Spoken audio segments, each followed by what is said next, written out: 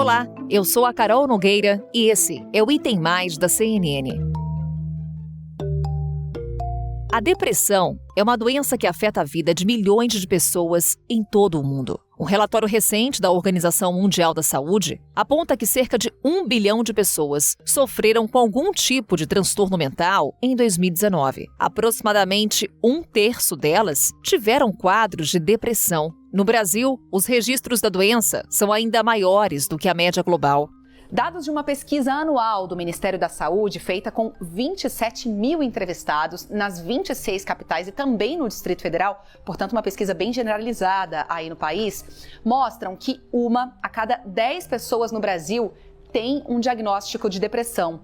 A doença é mais comum por aqui, só para você ter uma ideia, do que o diabetes e a asma e também a bronquite. Cada vez mais comum, a depressão também tem sido tema de inúmeras pesquisas que buscam identificar as causas e os melhores tratamentos para a doença. Um levantamento científico publicado na última semana reabriu importantes frentes de estudo sobre os fatores que contribuem para a depressão. O trabalho de um grupo de cientistas europeus, divulgado numa revista especializada em psiquiatria, colocou mais uma vez no centro do debate a relação entre a doença e a regulação no nosso corpo dos níveis de serotonina. O estudo aponta que não existem evidências suficientes de que baixos níveis de serotonina estejam diretamente ligados ao desenvolvimento da depressão. Existem alterações em diversas esferas da própria vida. Então, alteração do ponto de vista alimentar, do ponto de vista do sono, você pode ter alteração da libido, junto com essa sensação de tristeza, também uma baixa autoestima, o que impacta demais. Então, não adianta você chegar para um deprimido e falar, vamos lá, reaja. Não é assim que funciona. Tem muita coisa por trás e escondida que fica difícil de ser trabalhada de uma maneira tão rasa e tão direta como simplesmente uma motivação ou uma conversa. A alteração do peso, tem pessoas que passam a comer mais, tem outras que, na verdade, entram no processo de afastamento da própria alimentação e alteração do sono. Então, muitas vezes, por exemplo, uma insônia, que pode parecer algo isolado, simples, pode já ser a manifestação clínica de um paciente com depressão. A pandemia de Covid-19 agravou o quadro. Dados divulgados pela ONU indicam que apenas no ano de 2020 houve um aumento de 25% dos casos de depressão. Falamos mais sobre essa doença agora com o médico psiquiatra Elian Nunes de Oliveira. Ele é doutor em saúde pública e professor da Universidade Federal de Minas Gerais.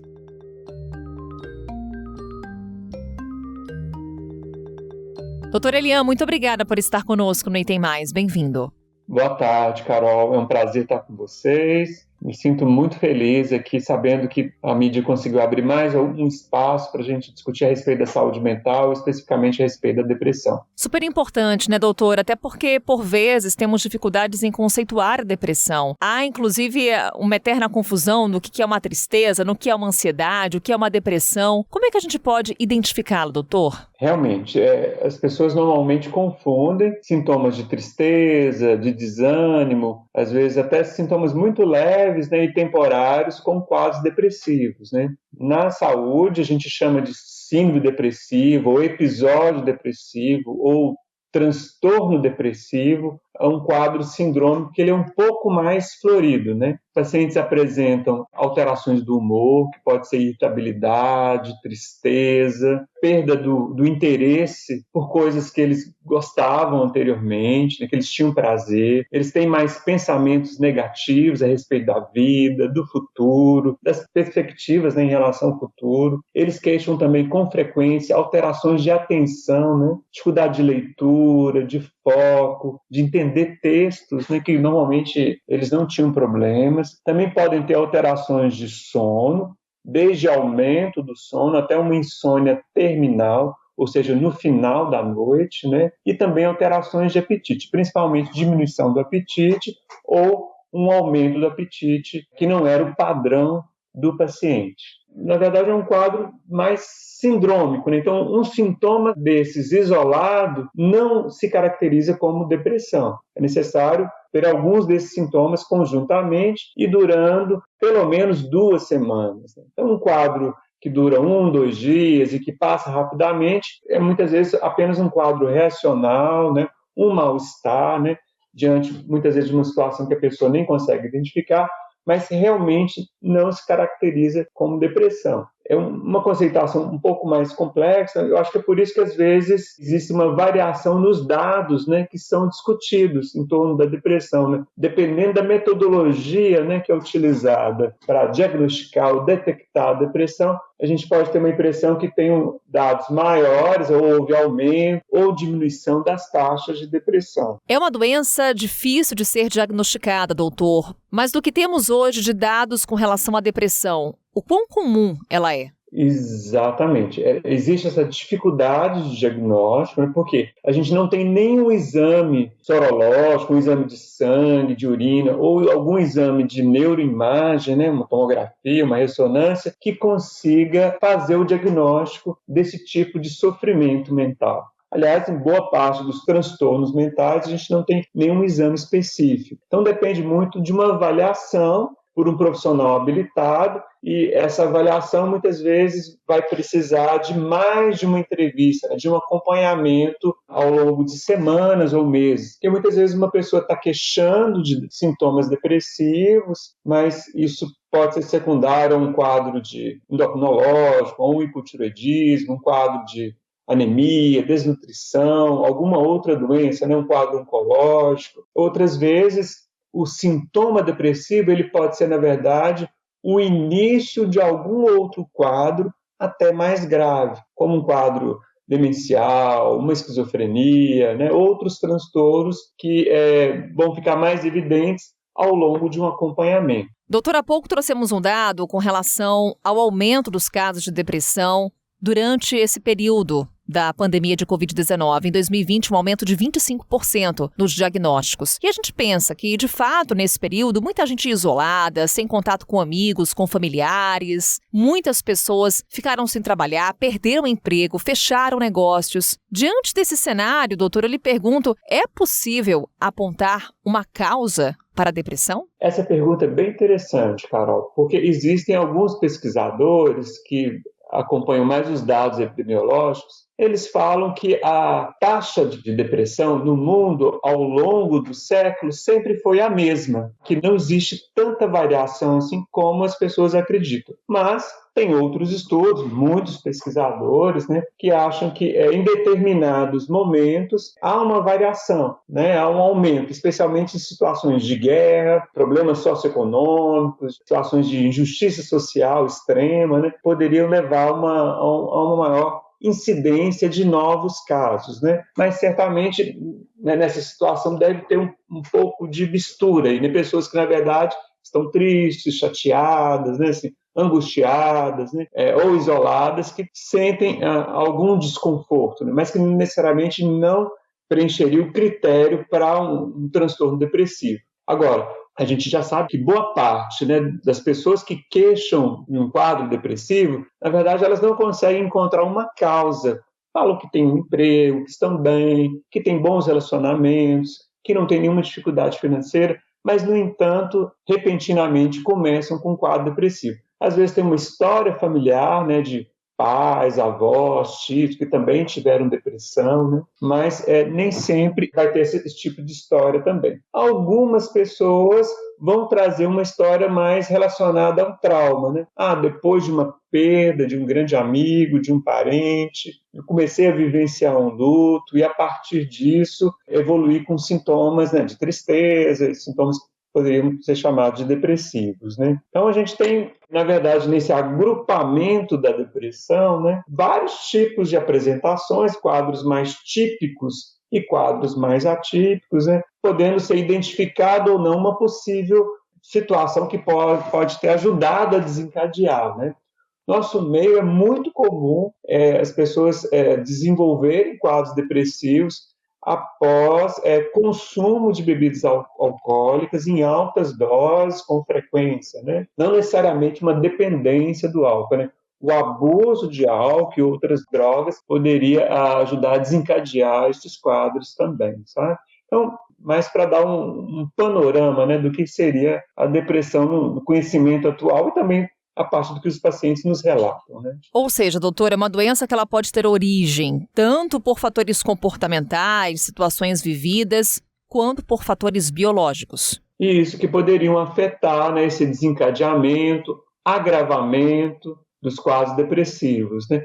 Mas, assim, é importante entender que não existe um ordenamento, né, de 100% de possibilidade de surgir uma depressão, né? Tem pessoas que enfrentam situações extremas e não sentem depressão.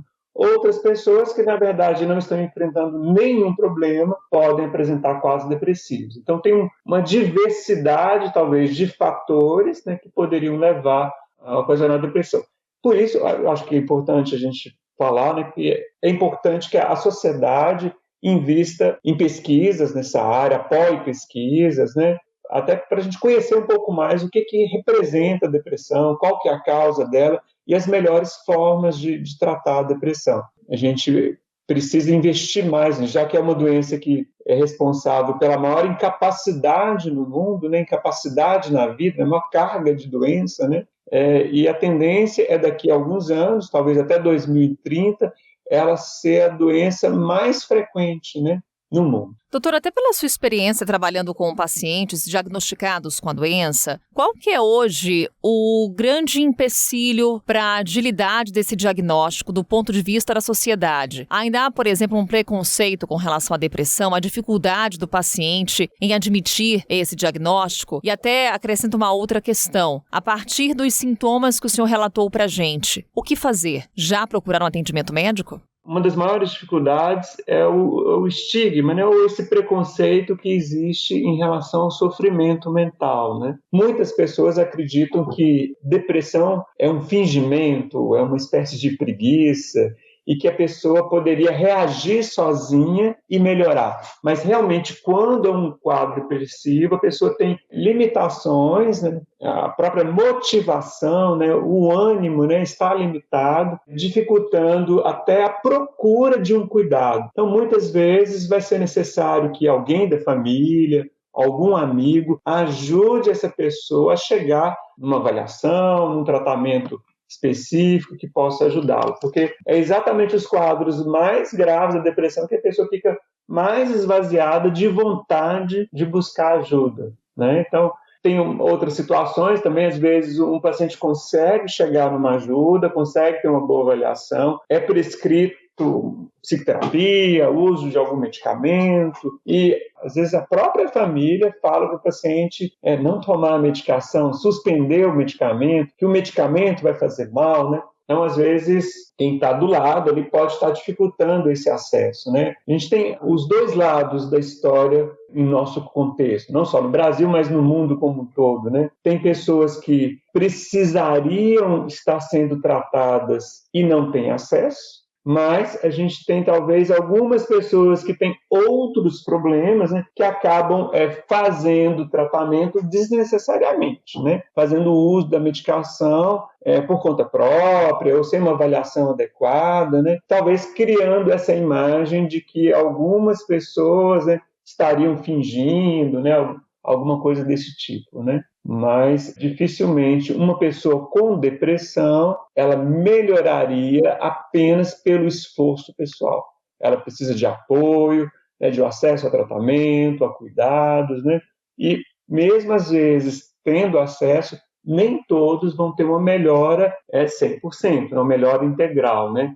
Existem casos que são resistentes ou refratários. Eu acho que também esse tipo de caso às vezes confunde as pessoas, né? Como que ela está indo no tratamento e não melhorou ainda, né? Porque, na verdade, tem alguns casos que são mais graves e são refratários mesmo, né? E a gente não tem recurso para todos os tipos, né, de depressão. A gente já tem bons tratamentos baseados em estudos significativos que podem ajudar muitas pessoas, provavelmente a maior parte das pessoas com quadros depressivos, né? Mas a gente precisa ainda muito de pesquisa para principalmente lidar com esses casos resistentes, né? Para tentar entendê-los um pouco mais, né? Doutora Eliane, muito obrigada por essas orientações, por compartilhar um pouco do seu conhecimento aqui com a gente no Item Mais. E até uma próxima.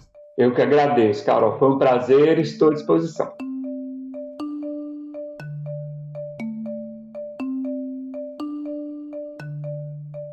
Como dissemos dissemos no início desse episódio, um novo estudo de cientistas europeus indica que não existe uma relação direta entre a depressão e baixos índices de serotonina no cérebro. A serotonina está na base de um grande número de medicamentos prescritos para pacientes com depressão. Os autores dessa pesquisa revisaram os resultados de 17 trabalhos anteriores sobre o tema e concluíram que outros fatores podem estar na origem do diagnóstico da doença. O estudo aponta que pacientes com níveis considerados normais do neurotransmissor também apresentaram quadros de depressão, e a doença não foi constatada em indivíduos que tiveram uma redução induzida de serotonina.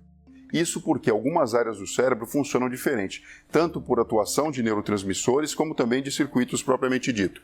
Então, o córtex pré-frontal, região onde, na verdade, fica essa nossa tela mental de consciência e a gente faz julgamento das coisas. E muitas vezes acaba dando relevância para coisas que não são tão boas assim. Assim como o hipocampo, área responsável pela memória, no qual pode ser prejudicado o seu funcionamento e, inclusive, ter um direcionamento para que a recordação seja apenas de fatos que nos deixam com autoestima mais baixa e tristes. E também a amígdala cerebelar, que tem muito a ver com o nosso processo de irritabilidade e de agressão. E que também, quando não funcionando de forma adequada, pode configurar o quadro da depressão. Vamos falar mais sobre esse estudo, sobre, afinal, o que é a serotonina e quais são os tratamentos para a depressão, com o Dr. Marcelo Feijó. Ele é professor do Departamento de Psiquiatria da Escola Paulista de Medicina. Dr. Marcelo, obrigada por estar conosco no Item Mais.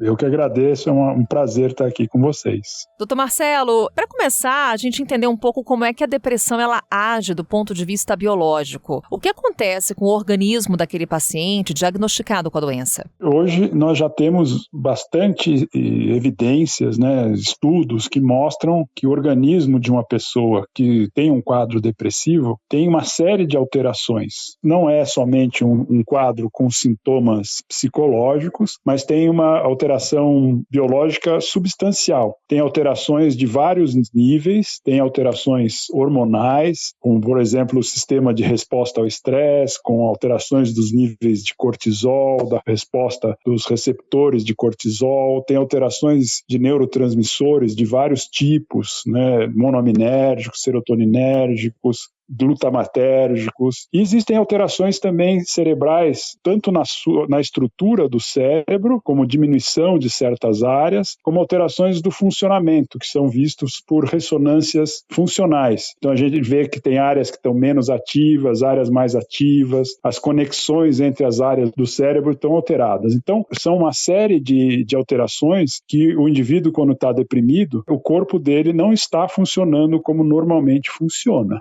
E essas alterações são alterações que a gente vê em estudos científicos, mas não existe ainda exames na prática clínica diária para você fazer um diagnóstico de depressão através de exames. Popularmente, doutor, há uma associação entre a serotonina e casos de depressão. Qual é o mecanismo de ação da serotonina? Na verdade, a serotonina ela é um neurotransmissor. Os neurotransmissores são responsáveis pelas comunicações entre os neurônios. Então, o cérebro tem 17, elevado à potência 17 neurônios, então é um número muito grande, e eles se comunicam entre si.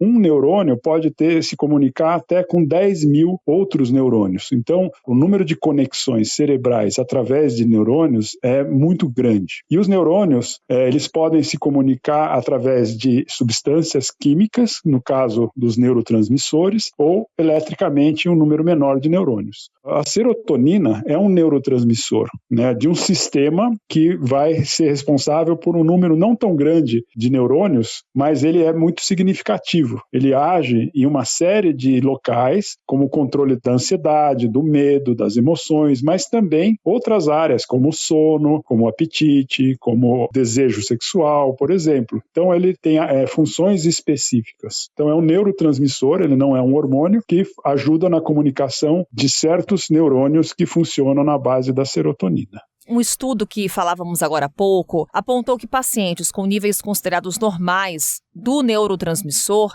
eles também apresentaram quadros de depressão, portanto apontando que não existe uma relação direta entre depressão e os baixos índices de serotonina no organismo. É uma novidade, doutor? O que esse estudo, de fato, contribuiu para os estudos com relação a essa doença? Não é uma novidade, porque isso a gente já via na literatura, que assim como outros marcadores cerebrais, biológicos, a serotonina também vai ter essa característica. Tem pacientes deprimidos que têm ela aumentada, tem outros que têm ela normal, no nível próximo de pessoas que não estão deprimidos, e indivíduos que têm ela abaixo. Esse estudo ele é importante porque ele tem é um estudo com uma qualidade metodológica boa, né, feito com bastante cuidado, e ele avalia várias revisões sistemáticas, que são estudos que avaliam estudos. Então, é um estudo importante porque ele dá uma avaliação de como estão hoje as evidências sobre esse assunto. E ela, de fato, confirma aquilo que nós já sabemos, né, que não existe uma causa para a depressão, né? Então, procurar a causa, até do ponto de vista científico, hoje em dia, não só na medicina, a gente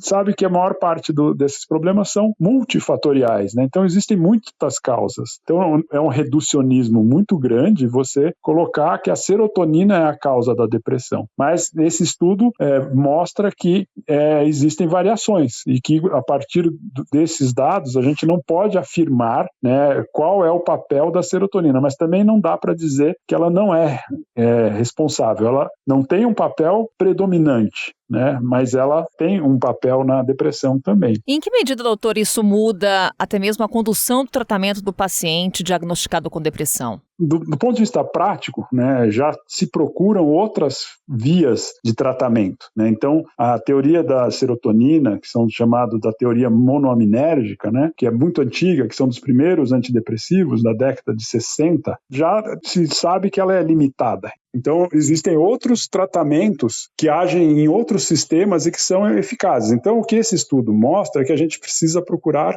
outros tratamentos e continuar estudando a depressão. Mas não muda hoje, né? Porque eu acho que esse mesmo grupo da Moncrief, que fez esse estudo, há alguns anos atrás, elas fizeram o mesmo tipo de trabalho criticando o lítio, dizendo que não existe evidência científica para que o lítio seja usado em quadro bipolar. Então, é um grupo que tem um viés, né, contra as medicações psiquiátricas, né? A mesma coisa da serotonina. Não dá para dizer que as medicações que agem em serotonina não são eficazes, porque existem muitos estudos, né, e de qualidade muito boa, mostrando que eles são eficazes. Eles não são a resposta para todos os casos. Eles têm um índice de remissão, de resposta em torno de 2/3 dos pacientes. Então, 1/3 dos pacientes não respondem a esses tipos de antidepressivos que agem na serotonina. Mas eu acho que a grande questão aí é que